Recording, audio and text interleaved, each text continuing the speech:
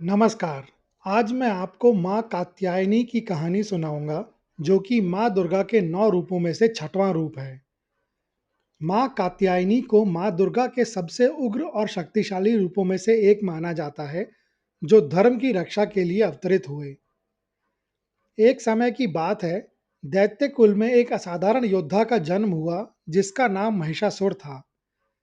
वह दैत्यराज रंभासुर और एक शापग्रस्त अप्सरा, जो महिषी अर्थात भैंस बन गई थी, की संतान था। इसी विचित्र वंश के कारण महिषासुर को यह शक्ति मिली थी कि वह जब चाहे एक विशाल क्रूर भैंसे का रूप धारण कर सकता है और जब चाहे एक बलशाली दैत्य के रूप में प्रकट हो सकता है। लेकिन महिषासुर की महत्वाकांक्षा केवल दैत्य लोक तक सीमित नहीं थी। वह तीनों लोकों पर शासन करना चाहता था।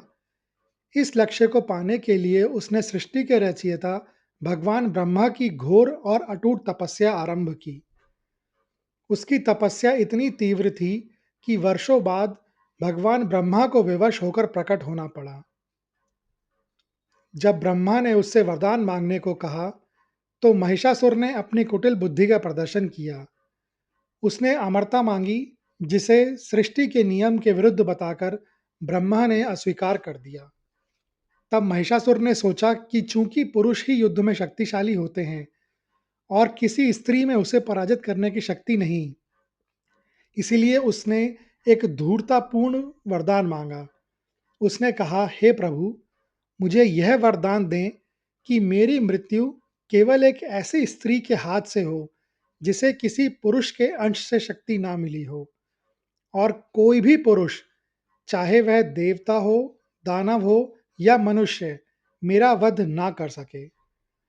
महिषासुर की इस चाल को समझते हुए भी भगवान ब्रह्मा ने तथास्तु कहकर यह वरदान उसे दे दिया, जिसे उस दैत्य को लगा कि उसने मृत्यु पर विजय प्राप्त कर ली है। वरदान पाते ही महिषासुर के अहंकार की तो जैसे कोई सीमा ही नहीं रही। उसने तुरंत अपनी विशाल असुर सेना के साथ स्वर्ग पर आक्रमण कर दिया। देवराज इंद्र के नेतृत्व में सभी देवताओं ने एकजुट होकर उसे रोकने का प्रयास किया, पर वे बुरी तरह पराजित हुए और उन्हें स्वर्ग छोड़कर छिपने पर मजबूर होना पड़ा। महिषासुर ने स्वर्ग की सत्ता छीनकर स्वयं सिंहासन पर अधिकार कर लिया। उसने यज्ञों के भाग को बंद करवा दिया, जिससे देवताओं की शक्ति क्षीण होने लगी और तीनों लोकों में केवल अधर्म, अराजकता और क्रूरता का अंधेरा छा गया। उसके इस असाध्य अत्याचार ने ही ब्रह्मांड को एक ऐसी स्थिति में ला खड़ा किया, जहां अब किसी पुरुष देवता की शक्ति काम नहीं आ सकती थी और एक अद्वितीय स्त्री शक्ति का अवतरण ही एकमात्र शेष उपाय था। महिषासुर के अत्याचारों और भगवान ब्रह्मा के वरदान से उत्पन्न हुए इस संकट से जब पुरुष शक्तियां पूरी तरह से विफल हो गई, तब देवराज इंद्र सहित सभी देवता अत्यंत चिंतित होकर सहायता के लिए त्रिमूर्ति के पास पहुंचे। उन्होंने भगवान विष्णु, भगवान शिव और भगवान ब्रह्मा के सामने महिषासुर के किए गए समस्त अन्याय और स्वर्ग से उनके निष्कासन का दुख भरा वर्णन किया।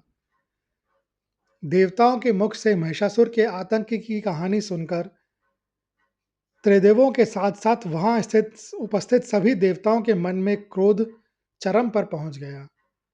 यह क्रोध इतना तीव्र था कि उस क्षण भगवान शिव के मुख से, भगवान विष्णु के शरीर से और भगवान ब्रह्मा के कमंडल से एक साथ असीमित प्रखर और तेजस्वी दिव्य प्रकाश पुंज बाहर निकलने लगा।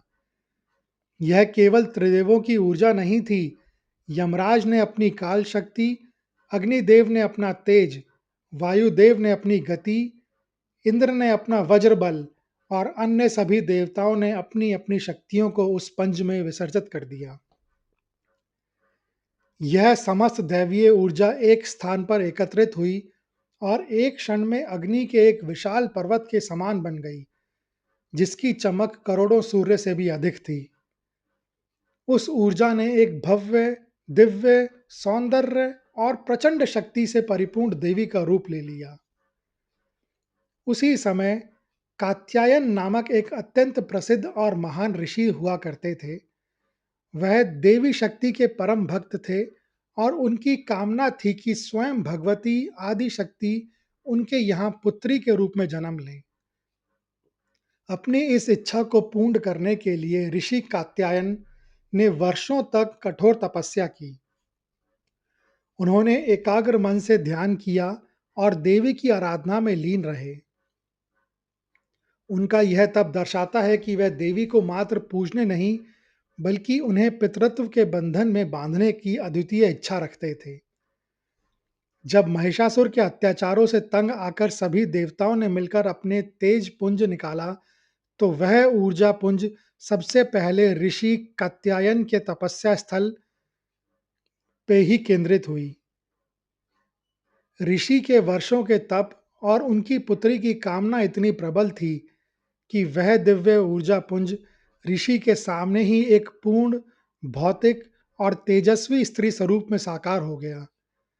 एक तरह से ऋषि कात्यायन ने अपने तप के बल पर उस निराकार शक्ति को साकार रूप लेने के लिए एक आधार प्रदान किया। चूंकि देवी शक्ति ने सर्वप्रथम ऋषि कात्यायन के आश्रम में ही जन्म लिया था या रूप धारण किया था, इसीलिए ऋषि ने ही सर्वप्रथम उनकी पूजा और अर्चना की। ऋषि कात्यायन की भक्ति और उनके तप के सम्मान में देवी ने उन्हें पिता के रूप में स्वीकार किया और उनकी पुत्री कहलाई। इसी कारण देवी को कात्यायनी के नाम से जाना गया। यह नाम देवी के भक्त वत्सल रूप को दर्शाता है। वह शक्ति जो अपने भक्त के प्रेम और तप के सम्मान में न केवल अवतरित होती है, बल्कि उसके साथ पुत्री का पवित्र संबंध भी स्वीकार करती है। जब मां कात्यायनी दिव्य शक्ति के रूप में प्रकट हुई, तो देवताओं ने उन्हें प्रणाम किया और उनसे महिषासुर का वध करके ब्रह्मांड को उसके आतंक से मुक्त कराने की प्रार्थना की। देवी को युद्ध के लिए तैयार करने हेतु सभी देवताओं ने मिलकर उन्हें अपने अपने सबसे शक्तिशाली अस्त्र शस्त्र और आभूषण भेंट किए। यह एक तरह से ब्रह्मांड की सभी सकारात्मक शक्तियों का देवी के हाथों में हस्तांतरण था, जो उन्हें महिषासुर के वरदान के विरुद्ध अजय बनाने वाला था। अस्त्रों शस्त्रों से सुसज्जित होकर सिंह पर सवार मां कल कात्यायनी ने रणभूमि की ओर प्रस्थान किया। उन्होंने विंध्याचल पर्वत के पास डेरा डाला, जहां महिषासुर अपनी असुर सेना के साथ निवास करता था।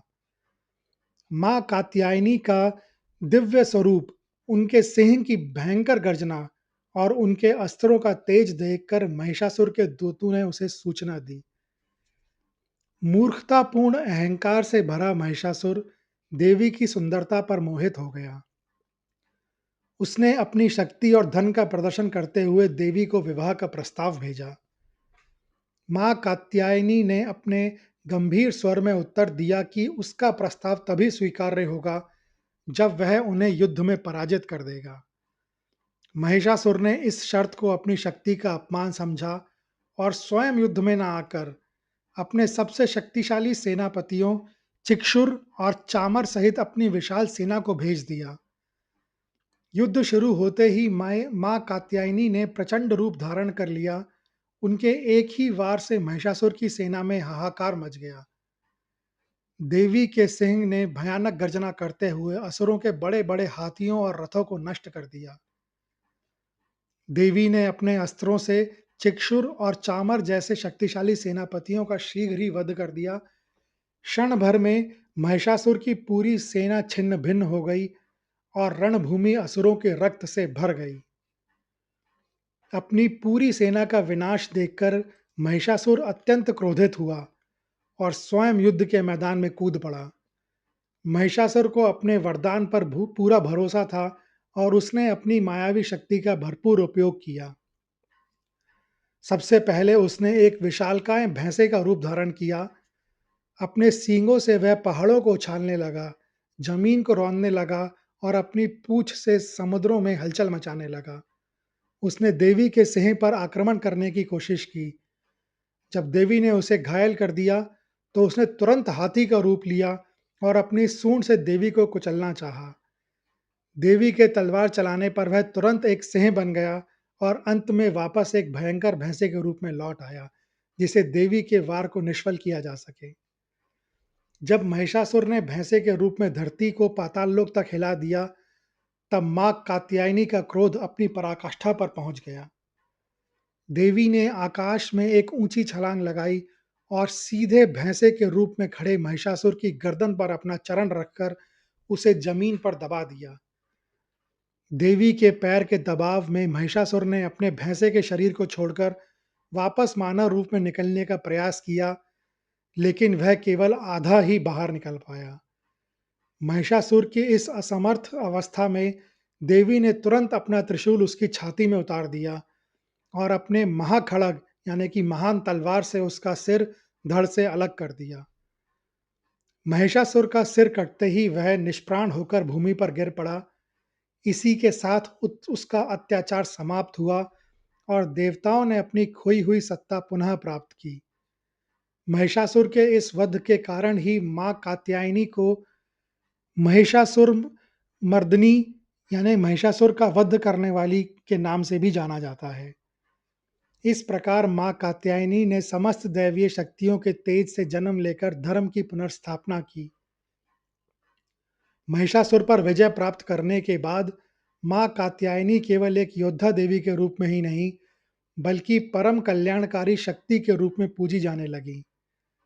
मां कात्यायनी को विशेष रूप से मनचाहे जीवन साथी और सफल विवाह का आशीर्वाद देने वाली देवी माना जाता है। पौराणिक भागवत पुराण में उल्लेख है कि गोकुल की गोपियों ने भगवान श्री कृष्ण को पति के रूप में प्राप्त करने के लिए पूरे मार्गशीर्ष मास में मां कात्यायनी का कठोर व्रत और पूजन किया था। इसी कारण आज भी अविवाहित लड़कियां उत्तम वर की प्राप्ति और विवाह की बाधाओं को दूर करने के लिए उनकी पूजा करती हैं। ज्योतिषीय मान्यताओं के अनुसार उनकी पूजा से कुंडली में मौजूद मांगलिक दोष सहित विवाह में आने वाली अन्य बाधाओं और विलंब को दूर करने में सहायता मिलती है। मां कात्यायनी की उपासना का संबंध आज्ञा चक्र, जिसे तृतीय नेत्र भी कहते हैं, से है। उनकी पूजा करने से यह चक्र सक्रिय होता है, जिससे साधक को आत्मज्ञान, एकाग्रता, बुद्धि और अंतर्ज्ञान प्राप्त होता है। यह माना जाता है कि उनकी सच्चे मन से पूजा करने पर भक्त के संचित पाप, रोग और दोष नष्ट हो जाते हैं।